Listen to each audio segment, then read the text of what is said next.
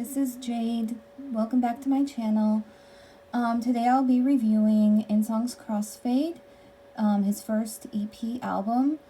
And so I know there's 5 tracks on here and that I've already reacted to the Mute Is Off music video, but I will be reviewing it, or rather revisiting it again without any MV bias. So regarding Mute Is Off, I did want to go into it saying I did love what he did with, or what was done with it.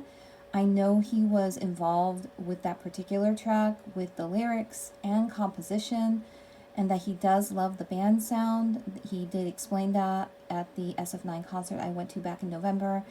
He performed Roses on the Ground, and that was arranged with a band rock feel, which suited him very well. So I'm glad that he went in this direction for at least most of the tracks. So that being said, I loved the pop rock anthemic feel to it. His voice was super rich in the verses and very like boisterous during like the chorus and in parts of the bridge. He went boisterous, I would say, in some parts of the bridge, and like that deeper tone in other parts. I really enjoyed what he did with it, and I do hope that he continues to go in this direction. If he does want to make another album, I'll be looking forward to that. But moving on to number 2, Feast of the Night, something that completely threw me for a loop, maybe 100 loops, because when that song started playing, I had to pause it immediately, and I almost threw something because it was R&B and it moved into a more bluesy sound later, and then back to R&B, and then like a mix between the two. I didn't realize that he was going to put a sound like this at all on this album. I thought he was going to go more into the pop rock, pop anthem sound, and being that he had a song that sounds like this on here at all made me think, oh, he's going to want to kill everybody with this song.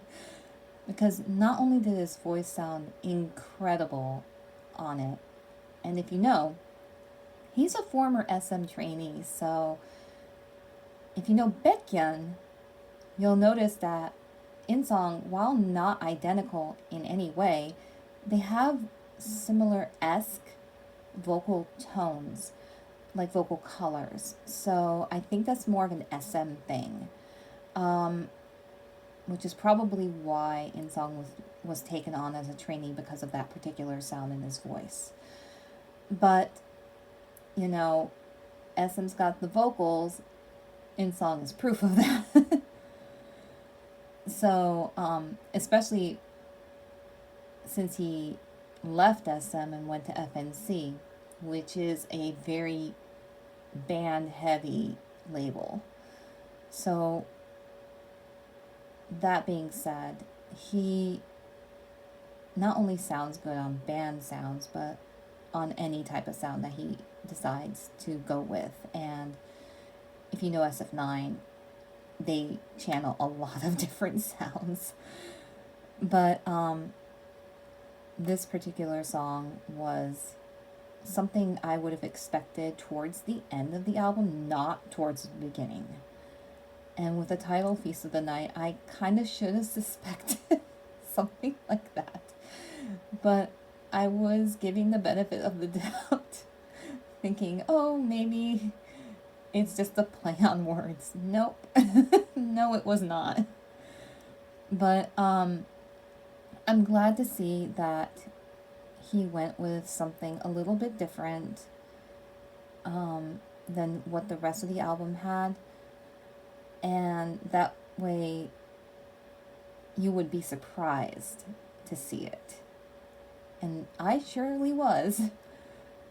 I kept thinking, I hope he never performs this live. And then I thought, oh yeah, he has that music festival, I guess a festival or music performance with a bunch of other artists towards the end of the month, and I will be watching it, so R.I.P. me. Um, but that being said, he sounded great. And moving on to track number 3, which is Trying to Love. Trying to Love is very similar to Mute is Off instrumentally, like that anthemic type pop rock sound. But at the same time, Mute is Off, if you listen to it, almost has that anthemic feel if you were listening to maybe a Coldplay song. Those types of songs. Trying to Love kind of reminds me of the end of an anime, not the beginning. Because a lot of people would think, oh, this sounds like an anime song. Not all pop rock songs sound like anime songs. Not all of them do. But in this particular case, I could see it.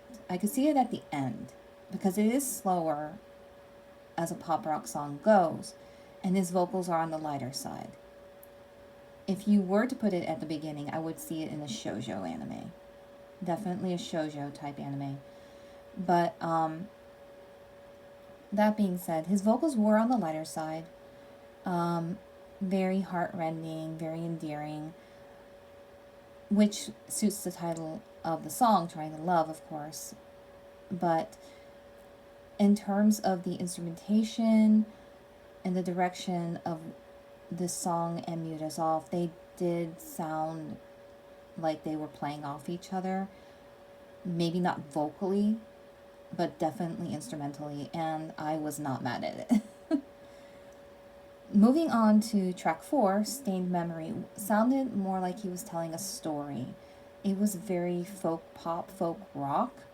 The vocals that he used here was a mix of maybe the Trying to Love and Mute Is Off vocals, like a mix of the deeper register, which, if you notice, it's very theatrical in Mute Is Off.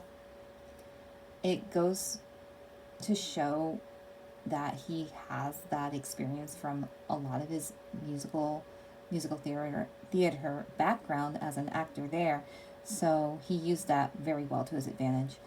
But the vocals in Stained Memory not only used those particular vocals, but also the lighter vocals that you were hearing in Trying to Love, and maybe a smidge of the vocals that you heard in Feast of the Night, which was that R&B-ish sound. I did love the acoustic guitar. I love the drums in this particular track. It was all good. I think this was my second favorite track off the album, but then again, all the tracks are great on this album, so if you can actually pick a second favorite off this album, which was hard for me to do, kudos, because I almost couldn't do it. And finally, track number 5. Track number 5 sounds as if you were, and if you know these songs, good on you. All for Love's I Can Love You Like That, mixed with Bryan Adams's Heaven.